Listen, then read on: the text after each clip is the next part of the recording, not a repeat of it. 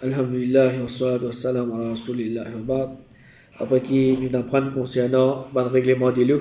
Alors, Inch'Allah, aujourd'hui, nous commençons avec la deuxième partie de nos leçons concernant le règlement de la malpropreté.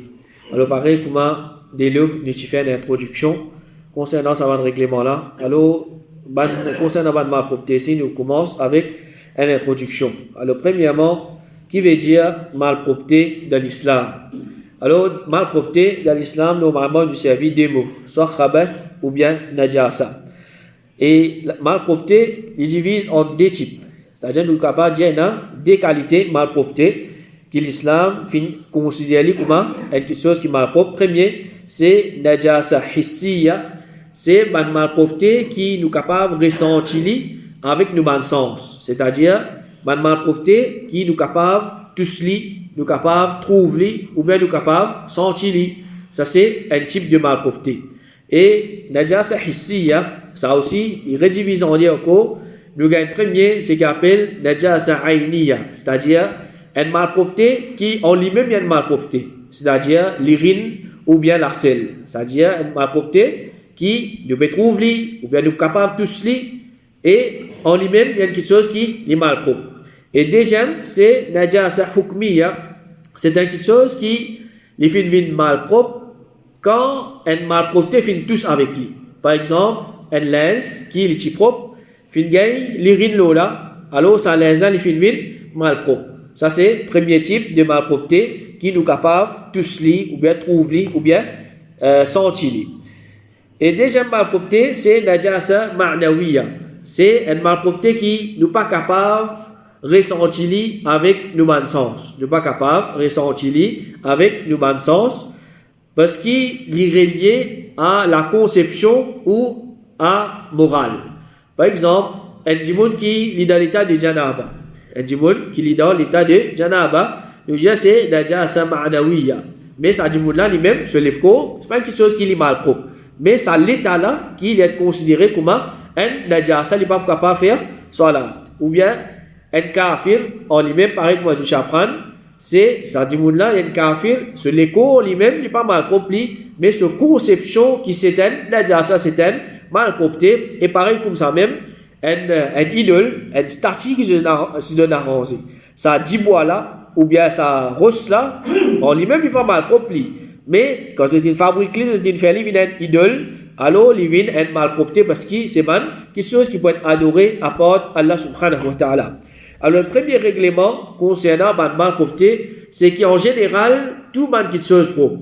En général, tout qui chose propre, Allah subhanahu wa ta'ala dit Alam taraw anna Allah sakhara lakum ma fi samawati wa ma fi al-ard. Est-ce qu'ils ont pas fait trouver qu'Allah fait mettre soumis à une disposition tout ce qui est là dans l'échelle et la terre. Alors, dans ce Coran-là, nous comprenons qu'à la base, nous avons droit servir et consomme n'importe qui chose qui est dans la terre là, ou bien dans l'échelle, aussi longtemps qu'il n'y a pas une preuve claire depuis le Coran ou bien Sunna qui peut empêcher nous de servir ça qui chose spécifiquement.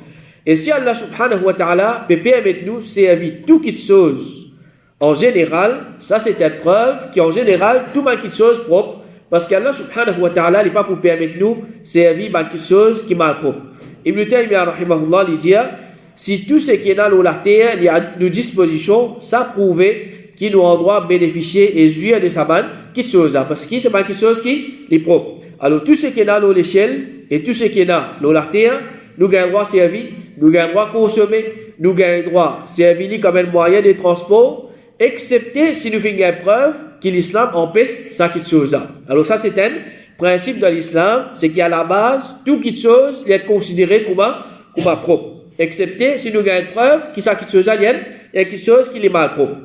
Par exemple, un djimouli a connu est-ce que ciment c'est quelque chose qui est propre ou bien mal propre.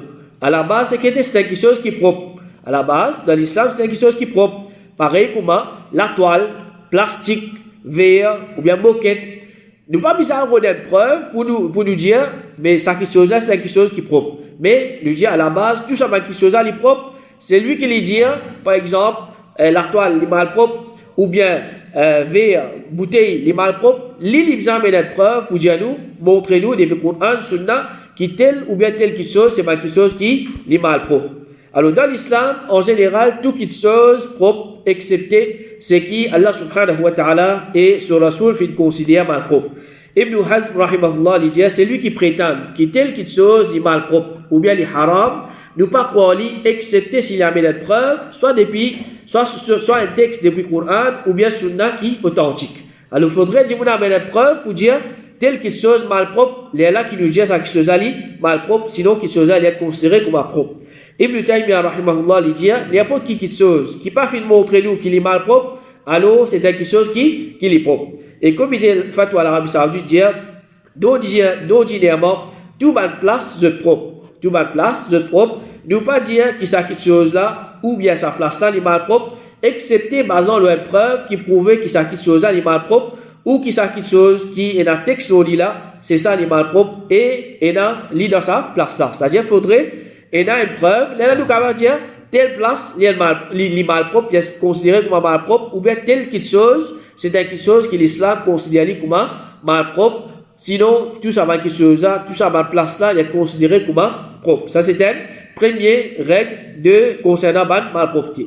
Deuxième, si il y a quelque chose haram, ça ne veut pas dire qu'il est mal propre. Si il y a quelque chose haram, ça veut dire qu'il est mal propre. Siddiq Hassan Khan, il dit quand il y a quelque chose est haram, ça ne veut pas dire qu'il est mal propre. Alors, par exemple, l'eau, la soie, c'est quelque chose qui est haram, l'eau banzom. Mais ça ne veut pas dire que l'eau, la soie, c'est quelque chose qui est mal propre. C'est-à-dire, si vous imagine l'une touche l'eau, ou bien l'une touche la soie, l'imza lave sur l'armée. Ça, c'est pas ça que l'islam enseigne nous. Ça qui se fait haram, mais seulement, pas veut dire qu'il est mal propre. De la même façon, les haram, pour un djimoun, les moyens avec ce séant. Est-ce que ça veut dire que ce séant est mal propre? Non. Ça, c'est des petites choses qui sont différentes. Donc, une petite chose qui est haram, pas nécessairement li mal propre. Pas nécessairement li mal propre. Imam Hassan Ali rahimahullah dit ce qui est vrai, c'est qu'en général, il y a une petite chose qui existe, c'est propre. Quand une petite chose haram, il n'est pas nécessaire qu'il est mal propre. Quand tu as une petite chose mal propre, ça est nécessairement haram. C'est-à-dire une petite chose mal propre, alors là, il vient haram. Et il y a toute petite chose mal propre, haram, mais seulement pas vice-versa. Pas vice-versa, c'est-à-dire pas toute petite chose qui est haram, il est considéré comme malpropreté. Et comme il y a fatwa à l'Arabie Saoudite, dire du tout pénal l'ignorance entre haram et malpropreté, c'est-à-dire pas obligé. Quand il y a quelque chose haram ni malpropre, alors il y a toute quelque chose qui est malpropre li haram, pas toute quelque chose qui est haram li malpropre, pas toute quelque chose qui est haram li malpropre. Alors Cheikh Uthaymeen rahimahullah lui aussi dit n'importe quelque chose qui est malpropre li haram, mais pas tout haram qui li malpropre, pas tout haram qui li malpropre. Et troisième règle, c'est tout ce qui est malpropre, les haram pour nous consommer. Tout ce qui, l'islam fait considérer comme malpropre, les haram pour nous consommer. Alors l'islam enseigne nous pour consommer seulement ce qui est propre. Allah subhanahu wa ta'ala dit وَيُحِلُّ لَهُمُ الطَّيِّبَاتِ وَيُحَرِّمُ عَلَيْهِمُ الْخَبَائِثِ. Le prophète sallallahu alayhi wa sallam, il fait faire un bon quelque chose, il halal pour là, et il fait faire quelque chose répugnant, quelque chose malpropre, vin haram lo banna. Alors dans tafsir ça le Coran là, Ibn Kathir rahimahullah dit certains ulama je fin dire toute nourriture qui Allah fin décrète halal limo, c'est-à-dire ça le Coran là est profitable pour nous l'éco et pour nous dire et tout ce qui Allah subhanahu wa ta'ala fin décrète haram, li mauvais et li nuisible pour nous l'éco et nous dire. C'est-à-dire peu d'adoute, quelque chose que Allah subhanahu wa ta'ala fin décrète li halal, alors li bon pour nous l'éco et même pour nous dire. Et de la même façon, quelque chose qu'Allah subhanahu wa ta'ala fait décréter haram, les mauvais pour nous l'écho et même pour nous dire. Alors, c'est que l'islam fait considérer malpropre, alors les haram pour nous consommer. Parmi les raisons qui fait ne pas avoir droit à consommer l'acier propre, c'est parce que c'est un l'acier qui est malpropre.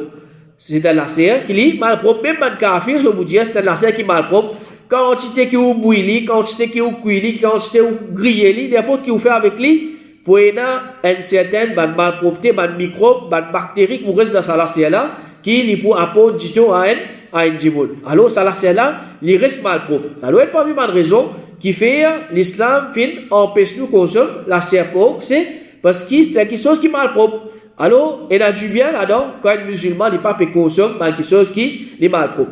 Et l'autre règlement, c'est tout ce qui est malpropre, nous pas un droit à servir comme médicament. Alors, premièrement, nous pas un droit à consommer. Et deuxièmement, nous pas un droit à servir comme médicament. Alors, une chose qui est malpropre, c'est quelque chose qui est haram pour nous consommer, et quelque chose qui est haram, nous pas gagner droit servir comme médicament, nous pas gagner droit servir comme une façon pour nous traiter nous, pour nous guérir nous. Rasul sallallahu alayhi wa sallam dit, Allah subhanahu wa ta'ala, il fait créer maladie et il fait créer remède. Alors, servir médecine, mais pas servir quelque chose qui est haram comme médicament. Alors, un dit, il pas gagner droit de dire, moi, mon service, c'est pas whisky comme un médicament. Il peut boire whisky, il peut bien, ou bien, il peut manger la serpeau comme un traitement. Alors, ça, c'est pas quelque chose qui est haram, malgré qu'il peut-être, madame, capable de dire, ouais, il y a une grande possibilité de bien avec ça, tant qu'il est haram, un musulman, il n'a pas le droit de servir comme un médicament. Ibn Mas'ud, radiallahu anhu, dit, Allah subhanahu wa ta'ala pas fait de mettre une guérison de quelque chose qui les fait faire haram aux autres. Alors, un musulman bizarre dans sa conception là. Quelque chose qui est haram, pas pour une guérison là-dedans. Sa quantité quelque chose halal là, comment on peut quitter tout ça quelque chose halal là, moi vers ce qui est haram, ce qui est malpropre. Et Cheikh Ibn Baz rahimahullah dit, pas gain droit faire traitement avec malpropreté. Alors quand nous mettons malpropreté, tout ce qui appelle PC, il est considéré comme une malpropreté. Alors un petit monde n'a pas gain droit de dire, bon pour suivre c'est pas musique thérapie. Pour écouter la musique pour lui bien. Ça, c'est pas quelque chose qui n'est pas gain droit. Ou bien, l'authing thérapie, il peut restreindre, il peut aller même pour lui bien. Pas quelque chose qui est haram dans le din. Alors, tout ça, c'est quelque chose qui a dit, il bien fait un PC. Pour qui il est bien, alors, il y a doute qui, un musulman, il n'a pas gain droit, servir ça comme traitement. Mais, il y a quelque chose qui nous gagne droit. Si nous pas gain droit, consomme ça quelque chose là, ce que l'islam permet nous, c'est nous gagnons droit appliquer extérieurement. C'est-à-dire, nous gagnons droit frotter nous l'écho. Nous gagnons droit frotter nous l'écho. Ibn Taymiyyah, rahimahullah, dit, l'histoire lui-même, pour consommer la graisse cochon, ça n'est pas permissible. C'est-à-dire, s'il y mange ça, il n'a pas gain droit, mais l'histoire lui-même, pour frotter ça avec lui, et après ça, il lave ça, la graisse là, sa façon de faire là, il repose l'eau, est-ce qu'il en est au soir là? Et dit, il gagne droit, tous, malpropreté. Il dit, alors, il y a une discussion là, parmi les ulama. Est-ce qu'il y a au soir Et dit, il gagne droit, tous, quelque chose qui l'islam considère malpropre. Qui fait, là, il peut dire, si il dit, il ne peut pas manger la graisse pauvre, mais il peut prendre ça, il peut passer ça sur l'écho, comme une façon pour traiter. Il dit, ce qui est authentique, c'est que ça, il est permissible si il peut être nécessité. Si il dit, il peut dire, tous, une malpropreté, pour être nécessité, il dit, c'est quelque chose qui est permissible. Pareil, comment il est permissible qu'il y a des gens qui nettoient avec ce lamé et on les malpropreté avec ce lamé. C'est-à-dire, des gens dans la toilette, ils besoin nettoyer, puis la doute qui, ils besoin tous sa malpropreté là pour lui enlever les lits. Ils disent ça, c'est une nécessité. Alors, il est permissible, et des gens avec nécessité, ils tous une malpropreté. Et ce qui est permissible pour une nécessité, et des gens qui gagnent droit, soit lui-même avec ça. Et des gens qui gagnent droit, soit lui-même avec ça. Alors, ça, des gens là, ils ne peuvent pas consommer la chair porc. Il ne peut pas consommer la graisse pauvre, mais il peut pas ça là sur la peau, il ne peut pas rentrer dans ce l'écho, alors il dit ça, c'est quelque chose qui est permissible. Alors, par exemple, il y a une étude qui je dis, soi-disant, la graisse bourrique, il y en a certaines remèdes là-dedans. Et du coup, il prend ça, il passe ça là sur l'écho, ou bien, aujourd'hui, il y a pas de l'huile serpent. De l'huile serpent. Serpent lui-même, est quelque chose qui nous pas droit consommer. Et du coup, il n'a pas droit manger serpent. Mais, il peut servir de l'huile, qui m'a là fin tirer avec sa serpent là, il peut pas sur l'écho, et là, une certaine bien fait là-dedans, il n'y a pas de problème. Ou bien, aujourd'hui, là, c'est pas la crème escargot, et la crème, il peut pas se l'eau, c'est pas certaine de bouton, ou bien l'eau sur la peau. Alors, si médicalement, il prouve ça, quelque chose là, il est correct, il ne peut pas consommer, il ne peut pas mettre sur l'écho, il peut juste passer l'eau sur la peau, alors il n'y a pas de problème, c'est quelque chose qui est permissible. Et un autre règlement, c'est tout ce qui est malpropre, nous pas gain droit faire business avec ça. Nous pas gain droit faire commerce, acheter, vendre, etc. Rasul sallallahu alayhi wa sallam dit, quand Allah subhanahu wa ta'ala, il décrète quelque chose haram le peuple, pour consommer, Allah subhanahu wa ta'ala décrète ce prix aussi haram. C'est-à-dire, Allah subhanahu wa ta'ala décrète faire business avec ça quelque chose haram là, comme quelque chose qui pas gain droit. Et par exemple, il n'y a pas de droit qu'Allah subhanahu wa ta'ala fait décret la boisson alcoolique comme haram. Il dit non, moi, je ne peux pas consommer, moi, je vais vendre, ou bien je vais acheter, ou pour faire business avec ça. Alors ça, c'est quelque chose qui est empêché dans l'islam. Pareil, comme la serpent, moi, je ne pas vous vendre, je peux avec man kafir, ou bien, il peut vendre man statue, man idole, il n'est pas pour prier ça, il peut vendre. Alors, quand Allah subhanahu wa ta'ala décrète quelque chose haram, il décrète ce business-ci, ce commerce-ci haram. Tout quelque chose qui est haram, et du coup, il n'a pas le droit à acheter, vendre, faire commerce avec ça. Ibn Abdul Barr, rahimahullah, dit, ce signification, c'est qu'Allah subhanahu wa ta'ala fait décrète quelque chose haram. Et il n'est pas fait permettre de profiter de ça, ce prix est haram, ce business est haram. Quant à ce qui, il fait permettre de profiter de ça, parole du prophète, quand Allah décrète quelque chose haram, il décrète ce prix aussi haram, il dit pas peut faire allusion à ça. Alors quand c'est quelque chose qui nous a droit à profiter avec ça, et quelque chose qui est halal, alors c'est pas ça qui, Rasul sallallahu alayhi wa sallam, puis empêche nous, mais quelque chose qui est halal, nous a droit à acheter, nous a droit à vendre. Et Qadi Iyad, rahimahullah, il dit, c'est qu'il n'est pas halal ni pour consommer et ni pour profiter de ça. Alors, pas gain droit, vadli, et pas gain droit, consomme ce prix. Et Cheikh Fawzan, hafidahullah, il dit, peine à n'aurier de mal si va fumier qui propre, tel comme fumier de mouton, cabri, ou bien samo, ou bien bœuf. Alors, les animaux qui nous consomment de la chair, normalement, un mal excrément, il peut être considéré comme quelque chose qui est mal propre. C'est-à-dire d'une façon qui, si un dimoun est dans excrément, des animaux qui nous consomment de la chair, l'eau se laisse, il a le droit de faire salat avec ça. Il n'est pas obligé à enlever ça quelque chose. Ça reste l'Italie, il est bon, c'est dans le dé, etc. Mais sinon, si il est dans ça, l'eau se laisse, il n'est pas affecté ce salat. Alors, si peut être fumier de ces animaux-là, alors il n'y a pas de problème. Alors, nous comprenons pas ça qui fumier des animaux qui nous pas consomment de la chair. Fumier, c'est pas cochon, c'est pas bourrique, ou bien des animaux féroces. Ça, c'est quelque chose qui est haram. Même ça aussi, un dimoun n'est pas le droit de faire commerce avec ça, ça va quelque chose là. Alors, là, quand nous mettons concernant business, faire commerce avec quelque chose qui est haram, c'est pas seulement ce qui est direct. C'est-à-dire, c'est pas seulement être marchand, il n'est pas le droit de vendre. Un acheteur, un client, il n'est pas le droit d'acheter. Mais tout ce qui rentre là-dedans, par exemple, un chauffeur, il peut juste sortir une bouteille de rhum, il peut aller. Il va me consommer, ni il peut acheter, ni il peut vendre. Il peut juste sortir, il peut aller. Ça aussi rentre là-dedans. Ou bien un comptable, il peut ni acheter, ni vendre, il peut faire compte pour s'accompagner, qui peut vendre, si pas l'acheter pour.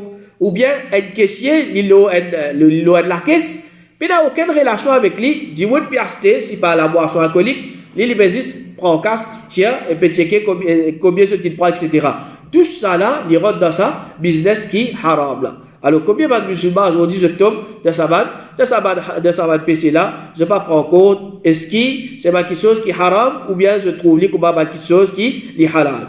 Et parmi les règlements encore, quelque chose qui est mal propre, nous avons droit à servir devant les autres façons. C'est-à-dire, nous n'avons pas le droit qu'on s'oublie, italien, nous l'apprendre, et du coup, nous avons droit de prendre frotter sur les corps, et dans les autres façons qui dit, nous avons droit à servir.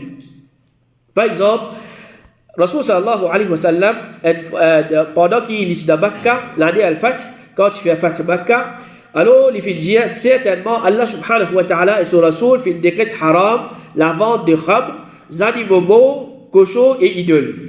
Alors maintenant, il fait ça, les sahaba se disent au messager d'Allah, informe-nous concernant la graisse de mes animaux. C'est une matière avec laquelle nous frottons nos bateaux comme la pâte, enduit à la peau, et Mandimoud servit dans toute la langue. Qui était ça la graisse, les animaux qui filent beau.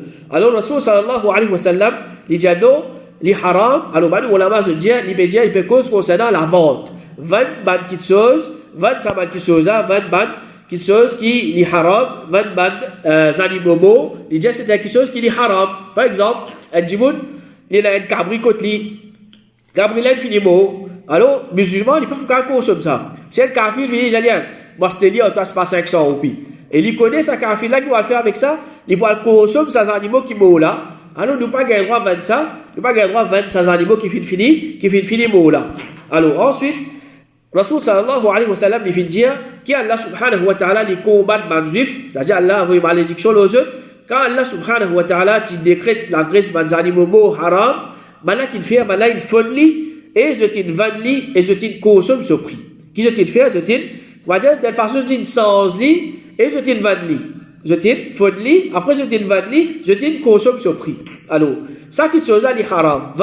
Les animaux qui filent beau, ça c'est quelque chose qui est haram. Alors, dans ce hadith-là, nous trouvons que Rasul sallallahu alayhi wa sallam, les papiers en piste, 20 petites choses qui malpropres, mais nous mettrons que Rasul sallallahu alayhi wa sallam peut en piste nous, 20 petites choses qui malpropres, et les papiers en piste, c'est ça comme par exemple, pour servir la pâte pour passer le bateau, ou bien pour enduire la peau, ou bien pour servir la langue. Alors, les pésis en piste dans Sahaba pour 20 animaux qui haram là, qui filment là. Et Imam As-San'ani rahimahullah dit les permissibles de les chiens mangent la graisse de bons animaux morts. Alors, bons animaux qui finissent morts, qui vous fait avec ça, pas de droit à vendre, nous donnons ça les chiens, bons animaux pour consommer. Deux abeilles mangent du miel qui finit malpropreté là-dedans. Alors, pareil, du miel qui gagne malpropreté, un dimoun, il n'est pas pour gagner droit, consomme ça, alors il donne ça abeille pour manger, et deux animaux mangent ça qui chose.